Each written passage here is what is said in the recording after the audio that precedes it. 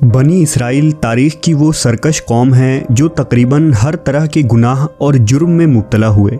उनमें हज़ारों पैगंबरों को मबूस किया गया, लेकिन अपनी शैतानी फितरत के सबब वो बार बार तौबा करने के बाद भी अल्लाह के नाफरमान साबित हुए। पैगंबरों और किताबों के इनकार से लेकर नबियों, रसूलों और सालिहीन को कत्ल करना बनी इसराइल की बदबख्त तरीन जुर्म था, जिसे वो हर दौर में कर रहे थे और फितना और फसाद फैलाकर शरीयत मौसवी का मजाक बना रहे थे। लेकिन उन तमाम बुराइयों और गुनाहों में एक ऐसा गुनाह शामिल है जिसकी वजह से बनी इसराइल ने अपनी तारीख़ को ही मस्ख़ कर दी और अल्लाह के सच्चे बंदों की शख्सियत को दागदार करने की कोशिश की।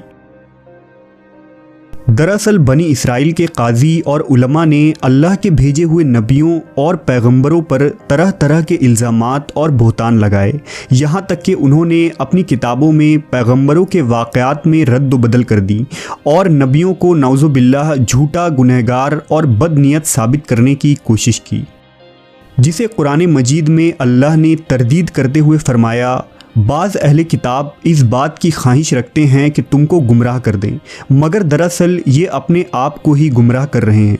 इसी तरह एक मकाम पर फरमाया, हमने उन पर लानत की और उनके दिल सख्त कर दिए। वो अल्लाह की बातों को उनकी जगह से बदल देते हैं और उन्होंने उन नसीहतों का बड़ा हिस्सा भुला दिया जो उन्हें की गई थी। लिहाजा बनी इसराइल ने तौरेत, ज़बूर और इंजील में मौजूद अपने नबियों की शख्सियत को बिगाड़ने के लिए उनकी तरफ झूठे वाक़यात घड़ना शुरू की और उन पर तरह तरह के बहतान लगाए। उन्हीं इल्ज़ामात और बहतान में एक बहतान हज़रत दाऊद अलैहिस्सलाम पर लगाया गया, जो अल्लाह के एक जलीलुल क़दर पैगम्बर और बादशाह थे। तौरेत के अल्फाज में ये वाक़या कुछ यूँ है। एक रात दाऊद अपने महल के बरामदे में टहल रहा था तो उसने छत पर से देखा कि एक औरत नहा रही है जो बहुत खूबसूरत थी। दाऊद ने एक शख्स को उस औरत के बारे में मालूम करने को कहा।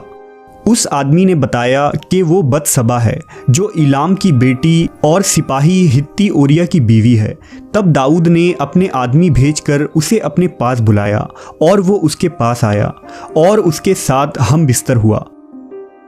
वो वापस घर चली गई। वो औरत हामला हो गई और उसने दाऊद को खबर भेजा कि मैं हामला हूँ। बतसबा का शौहर ओरिया दाऊद के फ़ौज में सिपा सालार था, लिहाजा दाऊद ने ओरिया को अपने दरबार में बुलाया। कुछ दिन उसे महल में मेहमान बनाया और फिर ओरिया को अपने वज़ीर ख़ास युआब के साथ जंग पर भेज दिया। जब युआब ओरिया के साथ जंगी महाज पर पहुंचा तो दाऊद ने युआब को एक ख़त लिखा कि ओरिया को जंग में ऐसी जगह पर रखना जहां मौत का ज़्यादा से ज़्यादा ख़तरा हो। चुनांचा युआब ने ओरिया को फसीले शहर के बीचों बीच तैनात कर दिया जहां हमले का सबसे ज़्यादा ख़तरा था, जबकि ओरिया को इससे कबल जंग का कुछ ख़ास तजुर्बा न था। सुबह होते ही दुश्मन की फ़ौज शहर से बाहर आ गई और जंग की शुरुआत हुई। ओरिया नातजुर्बाकार होने के बावजूद इंतहाई बहादुरी से दुश्मनों का मुकाबला किया, लेकिन वो और उसके साथी दुश्मनों के सामने ज़्यादा देर खड़े ना हो पाए और दुश्मनों ने तीर की बारिश कर दी, जिससे ओरिया शहीद हो गया। जब ओरिया के मरने की खबर यरूशलेम पहुंची तो बतसबा मातम करने लगी और सोग में बैठ गई, और जैसे ही सोग के दिन पूरे हुए तो दाऊद ने बतसबा को अपने घर बुलाया और उससे शादी कर ली। कुछ अरसे बाद उसने एक लड़के को भी जन्म दिया, लेकिन दाऊद का ये काम खुदावंद खुदा की नज़र में बुरा था। बाब शमूएल के मुताबिक दाऊद के इस गुनाह पर खुदावंद खुदा ने उसे सज़ा देने का फ़ैसला किया। उन दिनों नातिन नबी जो यरूशलेम में थे वो खुदावंद के पैगाम को लेकर दाऊद के पास आए और दाऊद से कहा कि खुदावंद कहता है कि मैंने तुझे मकाम व मनसब अता की, तुझे यरूशलेम का बादशाह बनाया, तब भी तूने ये गुनाह किया। मैं तो तुझे और बहुत कुछ देने वाला था, लेकिन तूने खुदावंद की नाफरमानी करके ये बुरा काम किया। तूने एक शख्स को मरवाया, इसलिए मैं अजाब तेरे घर में डालूँगा। कुछ दिनों बाद बतसबा से दाऊद का पहला लड़का पैदा हुआ तो वो एक बीमारी में मुब्तला हो गया और कुछ ही दिनों में वो मर गया। इस बच्चे की मौत से दाऊद समझ गया कि खुदा उससे नाराज़ है और ये उस अमल का अंजाम है जो उसने माजी में किए थे। बच्चे की मौत के बाद दाऊद ने रोज़ा रखा और खुदावंद के सामने सजदे में गिर पड़ा। वो पछता रहा था और खुदावंद से माफ़िया मांगने लगा।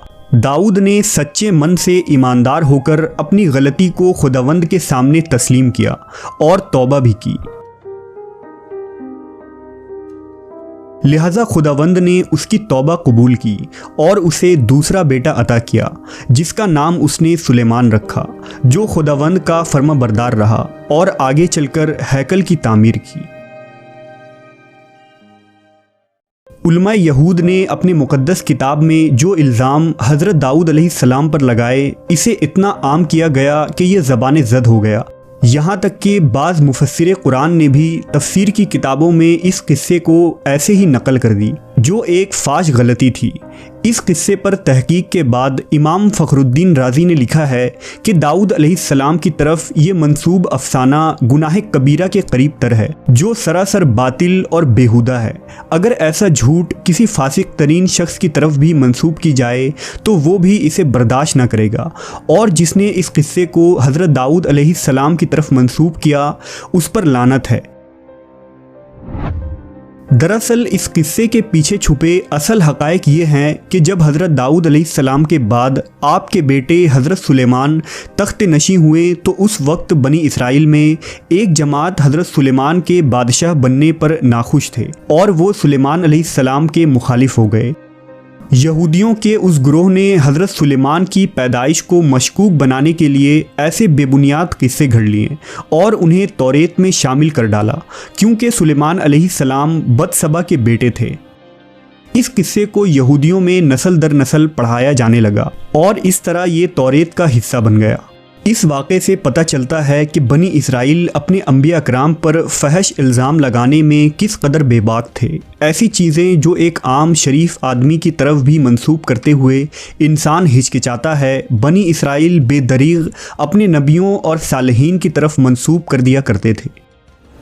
जब हज़रत मोहम्मद सल्लल्लाहु अलैहि वसल्लम पर कुरान मजीद नाजिल हुई तो अल्लाह ने इस मन घड़त और बेहुदा किस्से की तरदीद करते हुए कुरान में आयात नाजिल फरमाई, जो कुछ यूँ हैं, और हमारे बंदे दाऊद को याद करो जो बड़ा ताकतवर था, बेशक वो रुजू करने वाला था। बेशक हमने पहाड़ों को उसके ताबे कर दिया था कि वो शाम और सुबह को तस्बीह करते थे। ए दाऊद, हमने तुझे ज़मीन में बादशाह बनाया है, बस तुम लोगों में इंसाफ से फ़ैसला करो और नफ्स की ख्वाहिश की पैरवी ना करो कि वो तुम्हें अल्लाह की राह से हटा देंगे। बेशक जो अल्लाह की राह से गुमराह होते हैं उनके लिए सख्त अज़ाब है। कुरान मजीद की इन आयात की तफासीर के मुताबिक दाऊद अलैहिस्सलाम अल्लाह के एक सच्चे पैगंबर थे जिन पर ज़बूर नाजिल की गई थी, और पहाड़ और चरिंद परिंद दाऊद अलैहिस्सलाम के साथ तस्बीह किया करते थे। अल्लाह ने अपनी किसी मखलूक को हज़रत दाऊद की तरह आवाज़ नहीं दी। आप बनी इसराइल के दरमियान हाकिम थे।